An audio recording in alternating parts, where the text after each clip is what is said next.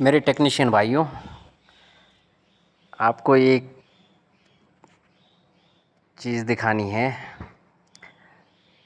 कल दोस्तों हम एक सिंगल डोर फ्रिज पे गए जिसके कंडेंसर पे हमने कंप्रेसर से एयर भरी है। अभी इसे हमने धूप में रखा है, देखो।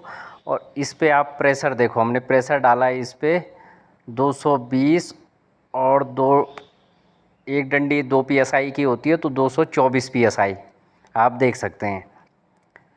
ये अभी कंडेंसर को हमने धूप में रखा हुआ है। अब हम इसे ठंडे में ले जाते हैं, छाँव में, दुकान के अंदर, शॉप के अंदर हम ले आए। और अब आप इसका प्रेशर देखना, जो 224 था वो धीरे धीरे आपका घटता रहेगा। अभी इसको छोड़ देते हैं क्योंकि जब कंडेंसर गर्म रहता है तो वापस से नॉर्मल होने में थोड़ा टाइम लेगा। आप इसे देखो, अब 224 PSI है।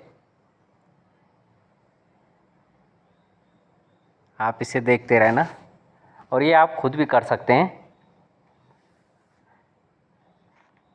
क्या होता है दोस्तों, जब हम किसी भी फ्रिज या किसी भी उस पे जाते हैं तो हम जब प्रेशर डालते हैं तो हमेशा हम कंप्रेसर से प्रेशर डालते हैं। तो कंप्रेसर से जब प्रेशर डालते हैं तो उस टाइम जो प्रेशर जाता है वो गर्म होता है, वो दोस्तों गर्म होता है। लेकिन कुछ जगह पे हम लीकेज ढूंढते हैं और हमारा गेज घटता रहता है। अब देखो, इसे थोड़ी देर में ही कम हो जाएगा। हमारा गेज घटता रहता है तो हमें लगता है कि इसमें कहीं लीकेज है, लेकिन हमें लीकेज कहीं मिलता ही नहीं है।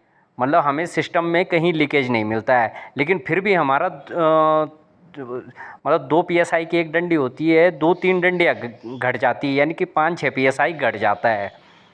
तो यहाँ पे मैं आपको यही चीज़ बता रहा हूँ कि देखो, जब हम इसी प्रेशर को, यही जो कंप्रेसर की एयर है वो देखो, आप देख सकते हो ये 220 की तरफ आ रहा है। जब हम बढ़ते हैं उस टाइम ये गर्म रहता है। अब वापस से देखो, अब इसे 220 आ गया था, वापस से इसे जैसे धूप में ले जाएंगे तो ये फिर से बढ़ने लग जाएगा। तो कभी भी दोस्तों, जब आप कंप्रेसर से प्रेशर डालें सिस्टम में तो हमेशा उससे फिर पानी से ज़रा ठंडा कर दें। प्रेशर आपने अगर 110 या 120 डाला है तो उसे पानी से उसे सिस्टम को ठंडा कर दें, तो इससे आपका एक्चुअल प्रेशर आ जाएगा आपका